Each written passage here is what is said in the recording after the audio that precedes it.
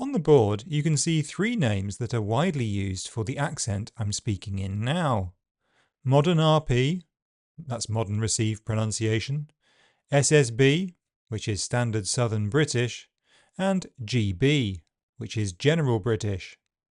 It's the model that's normally found in British English pronunciation courses, but a lot of learners are confused about these terms, and this is understandable. I'm often asked, why are there three names? What is the difference between them? And which one should I learn? So the first and most important thing to note is that essentially these are identical.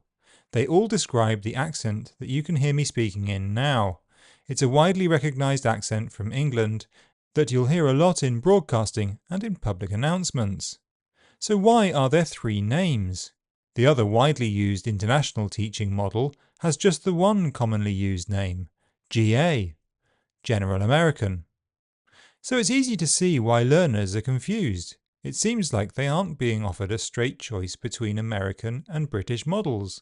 Instead, one American and three British models. And this is what I'm going to explore in this lesson. Before I start, I should add that none of these British names is ideal.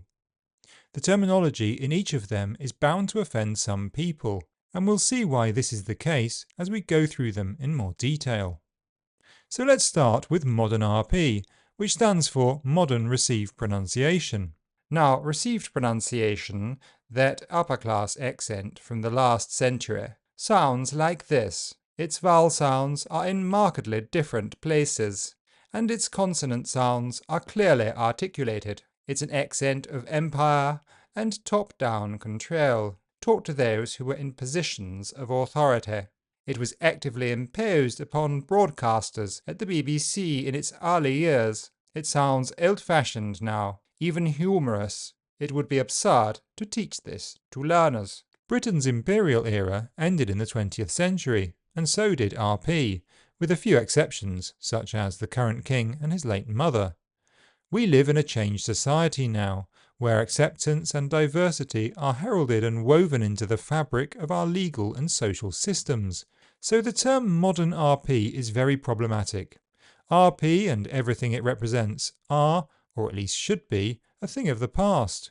Modern society simply isn't compatible with the values and culture of RP.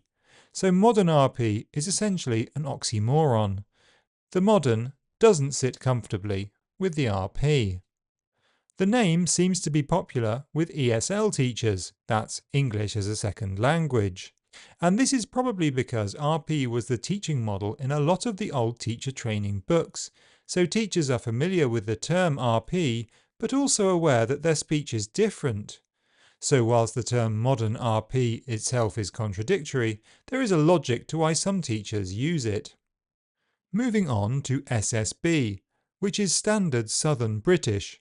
This term is popular among those involved in phonetics, and it is the term the International Phonetic Association uses to describe the English accent in its handbook, in which SSB is used explicitly as an alternative to using the term RP. But it is a problematic name. For a start, standard to me sounds very similar to received. Standard is something that is issued, not observed. If we're trying to move away from the authoritative approach to accents from the previous century, then standard is an uncomfortable fit.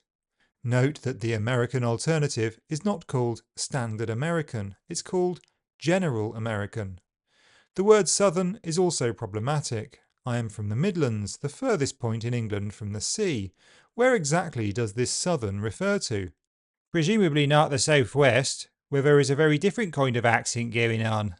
It's true that you will hear this SSB accent a lot in the southeast in middle-class areas, but it isn't the accent you will hear the most if you travel around the southeast of England in general. You're going to hear a combination of estuary and urban English, otherwise known as multicultural London English, more. Estuary is an accent that's spoken throughout the southeast in lower middle class and working class areas, and M&E is spoken in urban areas with diverse communities.